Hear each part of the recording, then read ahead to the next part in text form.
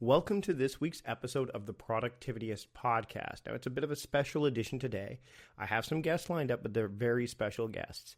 I've got Gary Miller Jr. lined up today, as well as Daniel and Vanessa Hayes. Now, Gary Miller Jr. is the man behind GaryMillerJr.com, and he also hosted the Better Guy podcast and has done a lot of stuff over the years. I've known him for a couple of years now. We actually had a chance to get together when I was at South by Southwest this year. And Dan and Vanessa Hayes run Simple Life together, and I got to hang out with them several times in the past, but we got to drive together from Dallas at the podcast movement all the way to San Antonio, where I was going to spend a couple days. And we had a good long drive, and it was a lot of fun. So, but why? Why do I have three guests on a show that's supposed to be, under a half hour? Well, first off, this episode is going to be a little bit longer than a half hour, and it's for a very good reason. I am lending my podcast to the Voices for Vets campaign, which can be found at voicesforvets.co, because this podcast was actually published on Veterans Day in the United States, or in my home and native land, Remembrance Day in Canada. And this initiative was put together by a group of people, Stephen Worley and Chris Wilson of Unstuckable, Nathaniel Boyle of the Daily Travel Podcast, and Mike Sokolowski, and I know I butchered that, of Dudes Day. All these guys are spearheading this campaign. And basically what it is it's kind of the idea is to give voices to where the veterans may not necessarily have a voice, in terms of focusing on them in terms of the podcast community for this course of a whole week. I decided that what I was going to do is speak to some people who, were members of the military at one point in time or another, and that my guests have all served. And I wanted to talk to them about kind of what their how things went, when they left, what they took from the service and were able to apply it to their new ventures, and also offer some advice to those who are, leaving the service or done their time with the service, and how they want to be able to, move forward with life afterwards. So this is a really special episode to me. I'm really, really happy that I was able to lend my podcast and lend my voice to this campaign. And I want to thank the team behind Voices for Vets for putting this together. So you're going to hear Gary Miller off the top, me and Gary talking, and then we're going to jump into Dan and Vanessa Hayes. And Gary Miller Jr. is the man behind GaryMillerJr.com. He also interviewed me in a marathon podcast series, a two-parter, I believe, at the Better Guy show, the Better Guy podcast. And that was an awesome experience. I really enjoyed chatting with Gary there. And, of course, we actually got a chance to meet and hang out at South by Southwest this past year. Now, as for Dan and Vanessa Hayes, I've met them several times beforehand, but never really got a chance to hang out with them too much until we drove from Dallas to San Antonio this year after the podcast movement. So we talk a bit about that. We actually picked that up during the conversation. So we're going to dive right into that right after the Gary Miller conversation I had. Again, this episode is a little bit longer, and I want to thank everyone who is supporting the show via Patreon. They got a little bit of a sneak peek at this. Not too much more, because I wanted to kind of keep it, within the week of the Voices for Vets campaign. But if you are supporting the show via Patreon, thank you so much. We've got a couple of new supporters this week, and next week when we come back to our regular types of episodes, I'm going to do some highlighting of different patrons that have sponsored the show. And again, if you want to sponsor the podcast or be a supporter of the podcast, just go to patreon.com/productivityist, and you can show your support there. There's going to be a lot more going on now that the show is it's my only podcast. This is the only podcast I do now. So I've got a lot of great guests lined up, a lot of big plans for this show. But we're going to kick it off right now, and with this special episode of the Productivityist podcast, donating and supporting the Voices for Vets campaign. So here we go. Here's Gary Miller and in the first part of our conversation, and then Dan and Vanessa Hayes in the second part of our conversation here at the Productivityist podcast. So I've got with me Gary Miller. Gary, how you doing this fine day? It's really nice here. You're in Orlando, though, right now. I am. I'm traveling, and yeah, Orlando is absolutely beautiful. I'm literally looking at palm trees. This is ridiculous. Wow. So, Gary, some of my listeners may have seen some of your stuff before. I know I've been on your podcast before. Can you give our listeners a bit of a quick elevator pitch / insight as to who you are, and we'll dive into our discussion? Sure. So, about 2 years ago, I left a 11-year career in the United States Air Force. On the active duty side, I had worked in the critical care medicine kind of sphere of things, and left because I really wanted to pursue the sort of entrepreneurial path and was really interested in what people were doing online with blogging and affiliate marketing and internet marketing kind of stuff. And as part of that, stood up a site called abetterguy.com, which was a place where we really focused on helping guys who were husbands and dads and pros, kind of how you build and link all those things together and try to do it while saving your sanity. And so we started that, did the Better Guy Show, which was a podcast that you were nice enough to join us about a year ago. And then that segued into some of the internet marketing work I do now over at GaryMillerJr.com. So it's been both podcasting and blogging and marketing digital products, and here we are talking to you. I had a great time chatting with you. We talked for what, like 2 hours that day? Yeah, it was. You gave me much more time than you probably should have, but it was incredible. And yeah, I mean, the feedback I got, I mean, it was just it was as if we were kind of sitting around the table enjoying a couple drinks and just chatting. I mean, it was, and we just let the tape, as it were, but yeah, let the GarageBand or whatever we were recording it on go and just capture it. It was an awesome conversation. Yeah, and it was, I think that was the first podcast where I actually revealed that I was a pro wrestling fan. Yeah, I kind of put you on the spot, and yes, you and I periodically will talk wrestling via text message. Now we've come out to everybody now. Yeah, well, and I'm drinking out of my Ultimate Warrior mug right now that I bought off Sean Wilson's affiliate WWE shop site. So I mean, it's apropos that I had this going into this discussion with you today. But we also got a chance to actually meet in person at in Austin this past year when I was at South by Southwest, and that was awesome. Oh, that was tremendous. It was good to get in the room with you finally. You and I had known each other digitally for a while, but to get in the room, we actually sat outside and enjoyed some boutique beer and had a great chat. Absolutely. And I want to chat today with you about part of the Voices for Vets campaign that, of course, Nathaniel Boyle and Stephen Worley from Unstuckable have started. What I want to find out from you is that you're in the service and you've since moved on. What did you take from that experience of being in the military, and have been able to really kind of apply, like some of the, and especially considering we talk about productivity on the show, like what are some of the routines and the habits and stuff that you've taken it and applied to your life outside of that now that have really, really been beneficial? Yeah, it's a great question. I think that the two big ones, one was just the structure of being in the military, and I think that, you know, being a kind of online entrepreneur guy now, that is a world that I think if you're really going to succeed online, that whatever system you use, you really do need to have a structure and a certain discipline to what you're doing. Because if you don't, there's just about 10,000 rabbit trails that you can go down, and you can kind of lose yourself and never move the ball down the field, never get the real work done that you want to get done.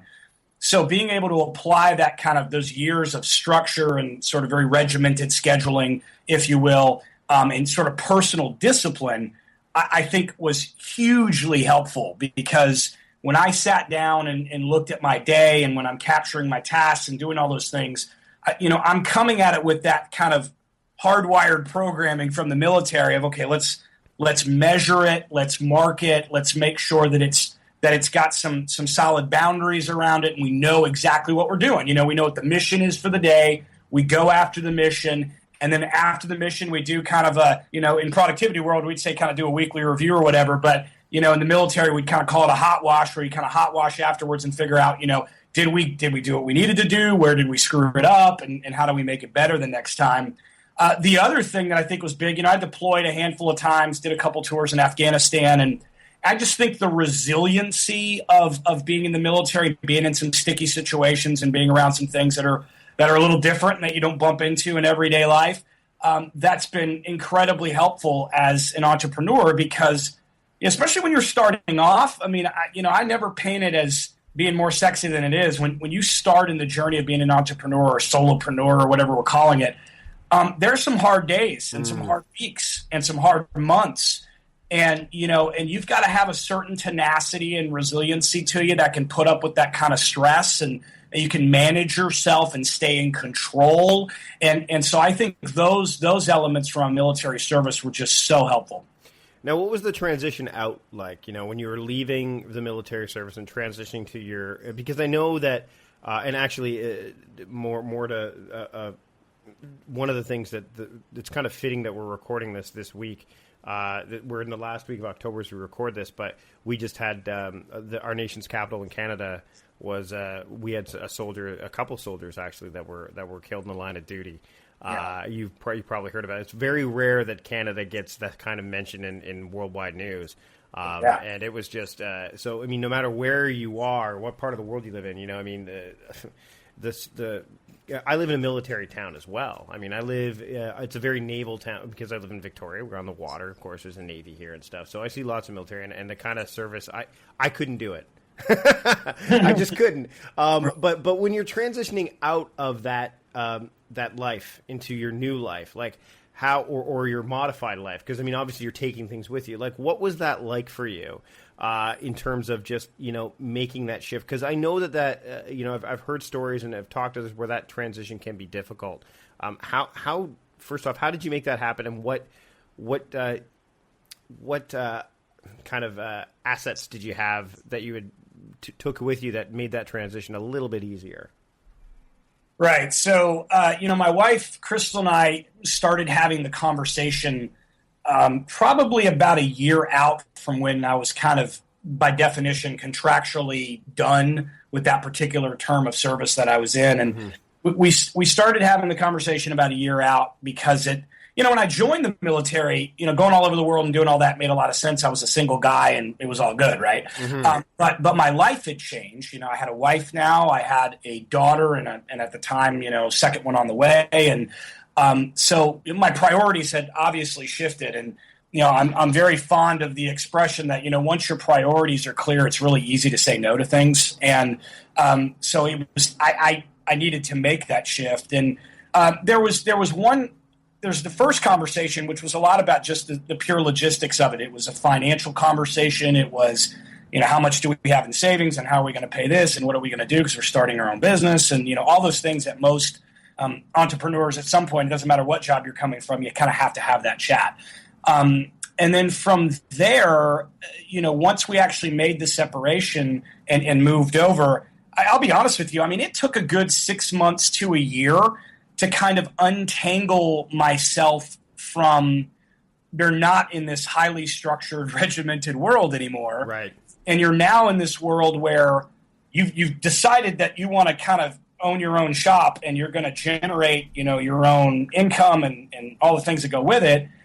So it took some rewiring of thinking and habits and just kind of how you approach today, because there wasn't like a superior officer or whatever telling you what to do now. Now you were the person that had to decide what you were going to do every day. Mm-hmm.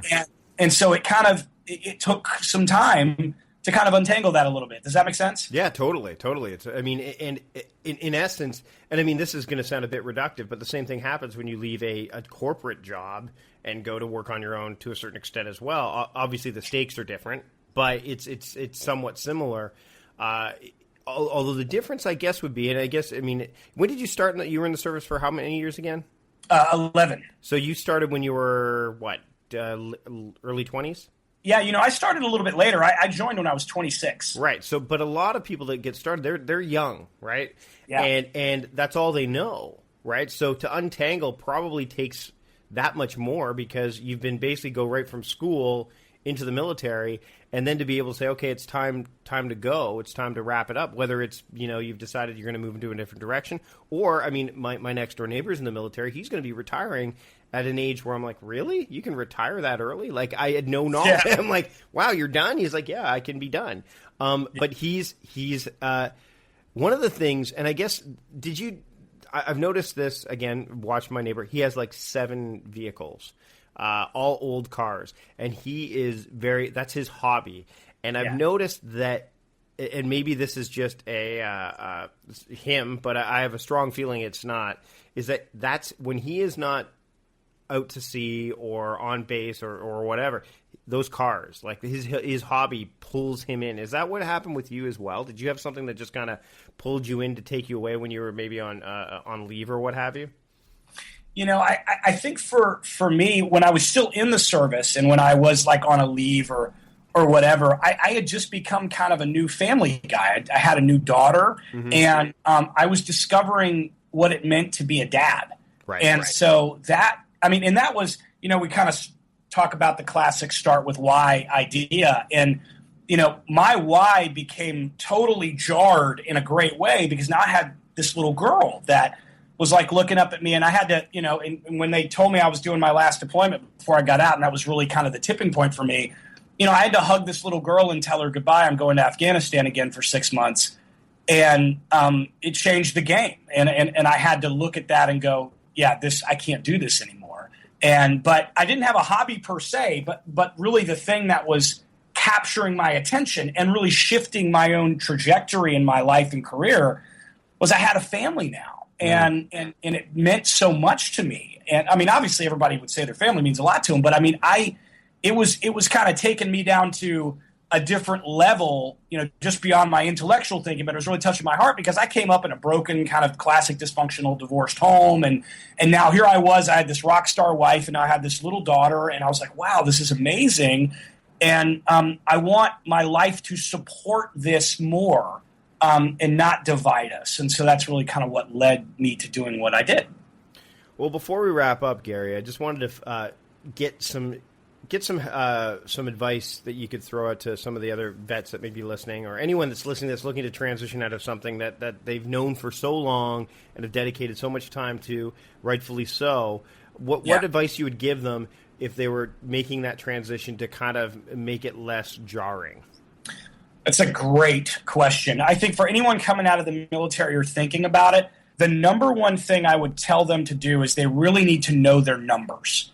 The difference of coming out from military pay and compensation and healthcare benefits and things out into the civilian world is dramatically different. And they really need to sit down and have an honest conversation with themselves and with their spouse if they have one, and really know what those numbers are, know how it's going to be different, and just really be clear on that, because that will remove a lot of the pain and the stress so that their bandwidth can be free to go into this next chapter and do whatever it is that they want to do. So that's my kind of super responsible piece of advice. Then the kind of more passion-oriented piece of my advice would be, if there's something that, gets you up at 3 o'clock in the morning and you can get really excited about it and you love it, then you should do it. But at the same time, you need to apply the skills and really learn the craft, but just go after it. I think a lot of people coming out of the military have this natural fear. It's kind of like, what will happen when I get on the outside? I can't tell you how many people told me that, like, what's life like out on the outside? Like we were getting out of prison or something, And like life on the outside is just fine, but there's this natural fear. And I would tell them to step right into that fear, go right through it, and go after what you want. Because I can tell you that, yes, there's bumps, and yes, there's bruises. But, I'm 2.5 years or something outside of it. I'm grateful for my service, but I'm even more grateful for the change and what it's done for my family and the people I work with, my clients and customers. It's truly awesome. So go after what you want, but know your numbers and know how to get there. And I'd wager that all of the experience you had in the military has definitely played a huge role in your success in terms of being able, like you said, to be disciplined and be regimented and have that structure and framework. Because, like you said, without that kind of stuff, there's a bit of anarchy floating around in your life, and you can't. If you want to build something, you got to have a plot of land. You can't just ad hoc throw things up. So I think that's true. Yeah, I think that there's something to be said for that. It's funny. Not to be reductive, but when I left Costco, that's the same. I would go back in and see people, 5-6 years later, and they would say, "So what's it like not being here?" Like it's very. So I think there's definitely some cross-pollination when it comes to these kind of things, because when you're in something for so long, whether it's military service or even just like a corporate job or whatever, it's hard to imagine things outside of that. So the fact that you've come out on the other side and said, hey, I've done it, here's what you can do to make sure that when you come out that, you instead of asking, where is my parachute, you're saying, what color is my parachute? There you go. Yeah. You had a, not to pause, but there was, I don't know who it was. It was someone you had on your other podcast. But they had said, when they first stepped out into the entrepreneurial world, it was as if they were jumping out of the airplane and everyone was looking up to see if the parachute would open, because they're kind of thinking, is he going to crash on his face or is it actually going to open and it's going to do well?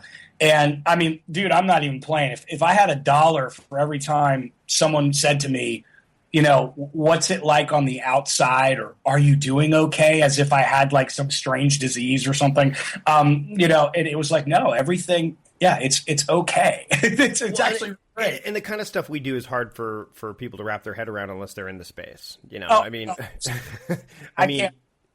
You still have. I still have people look at me and they're like, "So you do something on the internet?" Yep.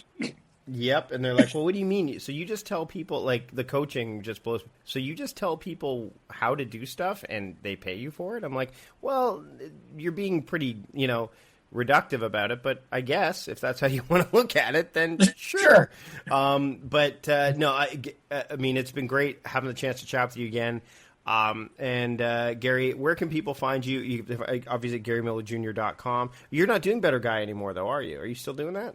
Yeah, so the main website, I have to give one of those classic URL disclaimers. It's GaryMillerJR.com. Yeah.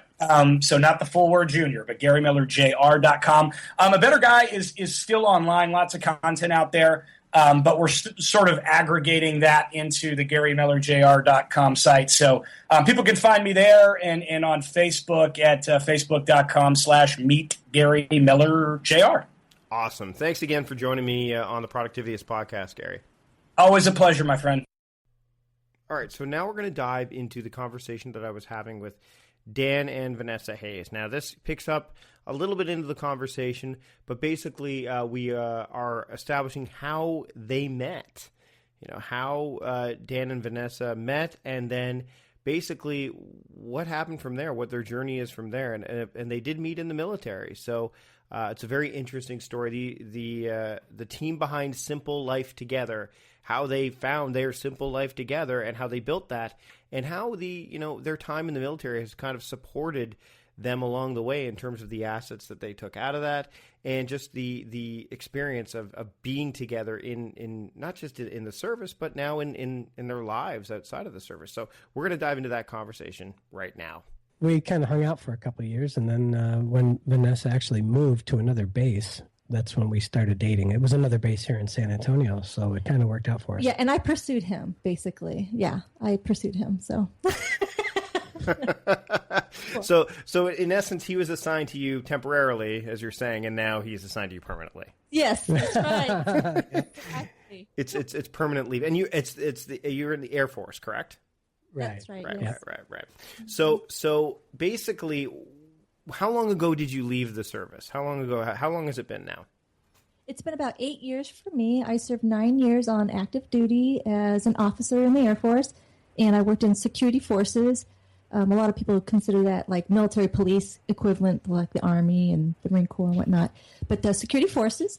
And Dan, you just got out. I retired after almost 27 years in 2010. So not too long ago, only about 4 years ago. Yeah.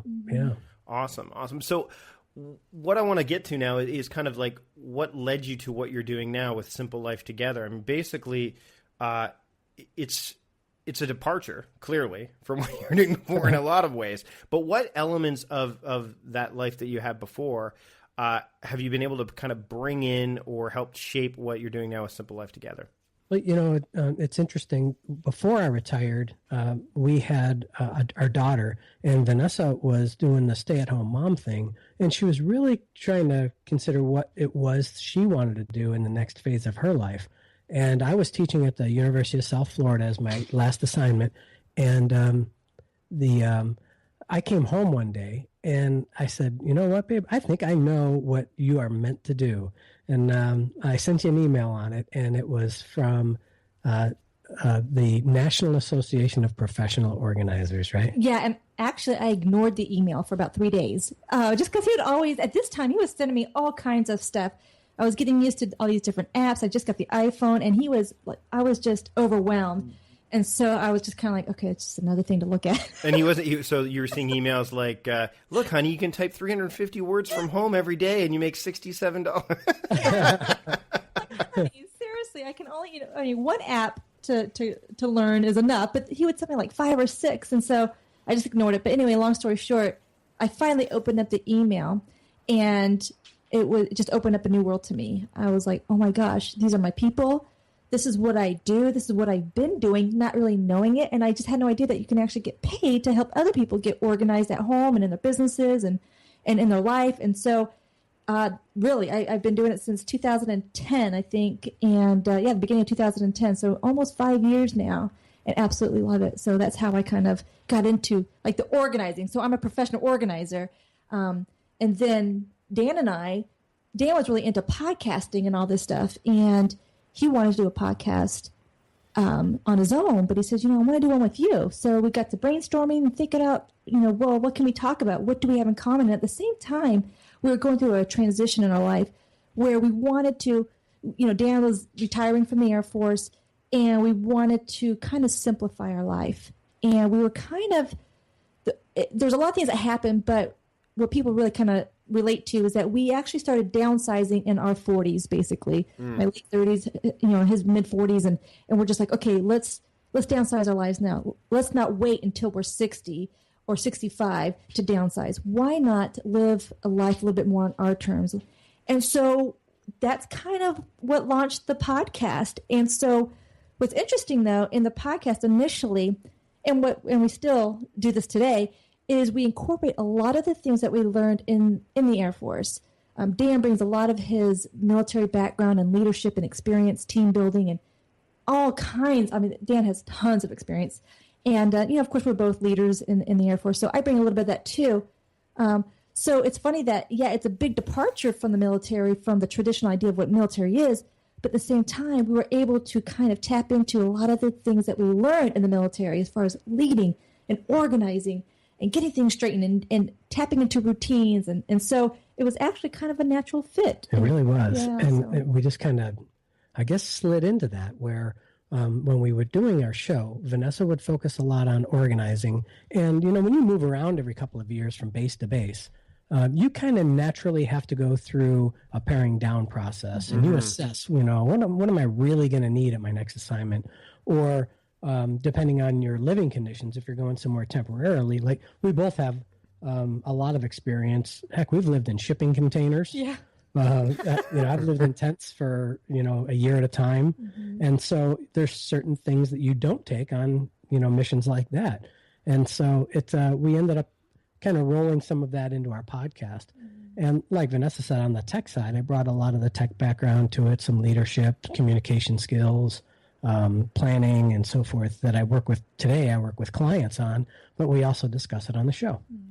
Now, what I found interesting in terms of what you were talking about, there was the downsizing component, like as you went, and one of the things that Gary Miller brought up was the idea of like making sure that when you're leaving the service or your time's up, is that you really crunch the numbers and make sure that you're kind of set up in a way that you have this ability to make a move, or even if you want to get out earlier, whatever the deal is. Was that as you were downsizing, was that a conscious choice to say, hey, you know what, pretty soon this won't be part of our lives as much anymore. It will always be part of our lives, but it won't be as an active part. So we're going to start to kind of align ourselves a bit differently. Was that a conscious choice, or did it just kind of happen? Well, I know when we moved from our last assignment back to San Antonio, we were going through that contemplative process, I guess you would call it. And I think whether you were in the military or in your first career or whatever you've been doing for a long period of time, you tend to pick up some baggage along the way. In my case, it was a lot of field gear, and some people it might be professional books or even friendships and relationships along the way. And then when you move on to something else, those things kind of change because it's a new circumstance. And I had about 20 bags worth of field gear from working out in the field, and I was thinking, well, I'm hanging on to old uniforms and all this stuff for someday my son will use it to go hunting or whatever. Well, I never really faced the fact that he's never going to hunt a day in his life.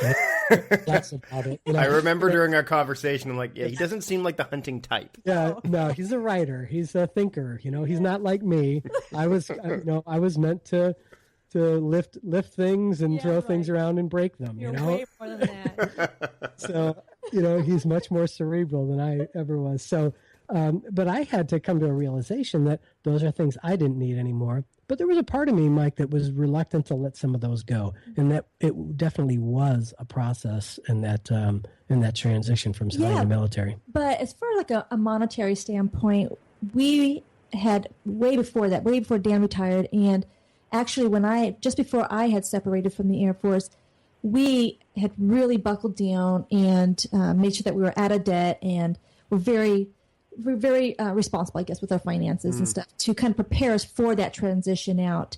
And actually, it was before that. It was to prepare us to go down from a 2-income family to a 1-income family. Right. And so that wasn't so much of an issue, but definitely you think about that, But I think more of our reason for downsizing wasn't for money or anything like that. It was mostly to have control of our time and what was important to us, because we felt like we were just running this, the rat race and what's expected of you, because what's expected of a lot of military members when they get out, whether they separate or retire. And what I mean by that, when you separate, that's if you separate, you leave the military before 20 years. 20 years is the retirement date. So is that you're expected to go right back into what you were doing, but just in a civilian capacity as a contractor. And so it was really kind of hard for us to accept that. And Dan's like, I did 27 years. There's something more that I want to do with my life, or there's different things I want to explore and try out. Because Dan is a lifelong learner, and actually being with him has made me more of a lifelong learner too, which I love. So for us, downsizing was more of us looking at, okay, here we are. What do we really want out of our life? What do we want our life to look like? And that really was kind of the catalyst for us downsizing, and also for us to start talking about what we're going through, and that's what actually kind of launched the podcast. Was we were looking for other people that were going through the same thing. Are there other people out there that are kind of confused of what to do next? That they're expected to do one thing, but they really want to do something else, because that's where we were. And then we were kind of tapping into this idea of minimalism, but we weren't quite minimalists, and we aren't now. We still aren't. But we just kind of wanted to find something in between. And so we just decided that simplicity was our answer to our lives. And so we started talking about it, and quite honestly, it kind of took off, and it kind of shocked us at the followership and the listener base that we actually kind of got along the way. So anyway, that's kind of what sparked our transition from the military into podcasting and whatnot. But what's amazing is that everyone I've talked to that's been in the service in some form or another, there's this almost like this debriefing or this strategizing that takes place when things slow down. Like there seems to be an ability to do that, to say, okay, you know what, let's take a step back and really look at the situation. Almost like it's, I don't want to be reductive and say the battlefield or anything like that, but it's almost, you know what I mean? Like you sit back and you go, okay, you guys would probably kick my ass at risk because you know exactly what, but that's part of what, and actually, if I want to shift to board games, I've got Access and Allies. I bought that board game a long time ago. Everyone said, oh, you gotta, I've looked at it and I go, I can't, this game is too complex. It's just so much there. But because my brain wasn't wireless, I can go into something a little bit more strategic in another avenue. But did you find that the training and the environment you were around kind of fostered that ability to say, okay, whoa, let's slow down and really plan this out, as opposed to let's go, which is what a lot of people tend to do, whether they're in the service or not. They just keep going on the wheel and keep the wheel going. Great question. And I would say, especially if you're in a tactical field, like I was and Vanessa was, you get very adept at working within frameworks. So where you talk about how do you figure out a situation, we had a thing called an operations order, and it was a 5-paragraph operations order that went situation, mission, execution, service support, and command and signal. And you took all of that information in split seconds, really, and kind of put it into those, into that framework. And so you operate within that framework. Or if you're facing a threat or a situation where you got to make an immediate tactical decision, we use this thing called an OODA loop. OODA stands for observe, orient, decide, and act. And so you're plugging whatever the stimulus is into your head and into this equation, and you come up with a response that's essentially, I don't want to say you've thought about it before, but you look at it in context and you can make a good decision in microseconds based on the information that you have in most cases. And so it really teaches us those different frameworks. And we use that a lot in the show as well. Well, not only in our show and in our personal life, but I use it a lot with my clients. Yep. I would think that one of the biggest things and the biggest challenges I have with my clients is that they don't strategize. And like that's the first step. All they want to do is organize. Their life is chaotic. They can't manage their time. They can't manage their stuff. And I have to just put the brakes on and go, okay, but have you really thought about what you really want? What do you want your life to look like? What do you really want out of this? What do you want your home to look like or your office space? And they don't really strategize to that stuff. And yes, I would have to say that the military really did help us tap into that. And not just that. And like Dan, he does a lot of the strategizing for our family. And then I am the task manager. I like the task master. So it's really a beautiful marriage, literally and figuratively speaking. He comes up with together, he'll come up with an idea, and then together we talk it out and we hash out, and then I make sure it gets done step by step by step. And that's part of that whole strategizing and coming up with a plan. A lot of folks, they don't have a plan for anything. They're just going, like you said, they're just running on that wheel, going nowhere. And they don't and they have to go through the same chaos next time a similar situation comes across. So that's why things like I don't know if you've ever listened to or read Sam Carpenter's Work the System or read the Checklist. Yeah, I know both of those, and I mean GTD to a certain extent too. Really, I mean if you have a framework, then you can get creative within the framework. But if you don't have a framework, then you're all over the place. Right. Oh, I love that. Yeah, that's exactly it, Mike. And the way we, especially on the show, one of the things we talk about all the time is we refer back to our life plan a lot. So we put our life plan in the context of, for us, it came up to these 5 F's of, we look at everything through the lenses of faith, family, finances, fitness, and freedom. And so anytime a new decision comes along, our decision matrix really is it aligned with one of these 5 F's for us? Mm-hmm. And everybody's, framework will be different, and that's cool. But for us, we have to make sure if we're doing something, which one of those, we call them pillars, which one of those pillars is it aligned with, or hopefully many of them at the same time. Mm-hmm. Yeah, it's pretty amazing when you start to adopt that mentality of, okay, I need some kind of structure or framework so I can function at a higher level. Because again, like if you don't have that, then you are at the mercy of the stimulus around you, right? And you become reactive instead of proactive. Right. But before we wrap this up, I asked this of Gary, I'll ask this of you. What piece of advice do each of you have for somebody that's coming out of the service, either they're separating from it or they're retiring, so that they can, they can move forward once all is said and done? Because they've been there for years and years, and they've been, kind of doing their thing in there. Like, what would you say to them as they're getting out, or if they're looking to move on from the service?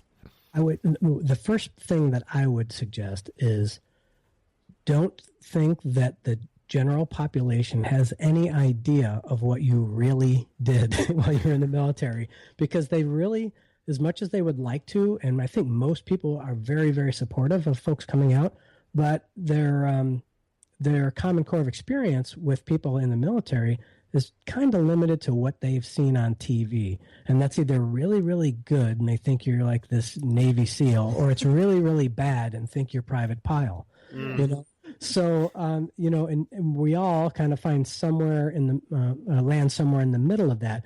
But as you try to assimilate in a new environment, don't forget the things that you did learn. We call it, you put something in your kit bag. It's very similar terminology here in the civilian world, where don't forget the tools that you put in your kit bag along the way in the military, and use those on the civilian side and apply them. Just like the frameworks we just talked about, they can go a long, long way.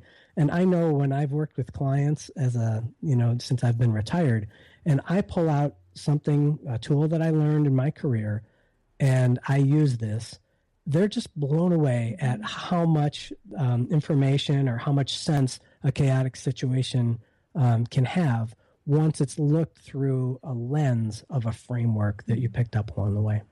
And actually, I was going to say the same thing, Dan, is that don't forget about the things that you did use while you were in the service, because a lot of folks, you just need to get out, or it's just your time, or you're eager to try something new, whatever the circumstances for you.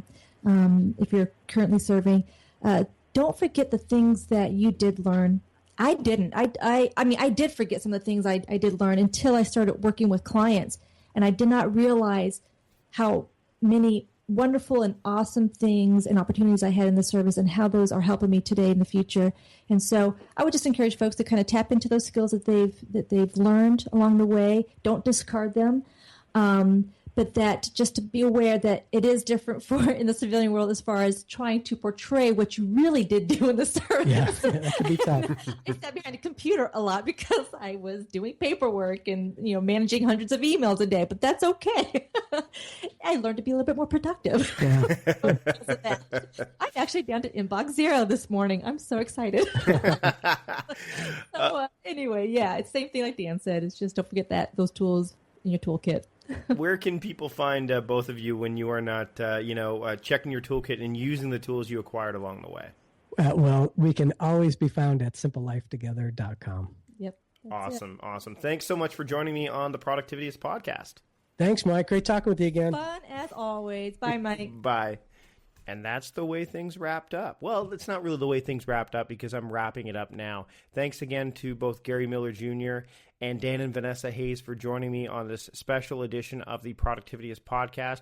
I encourage all of you to go to the Voices for Vets website and take a look at all the other podcasts that are part of this campaign this week. Again, go to voicesforvets.co and you can check all of those out.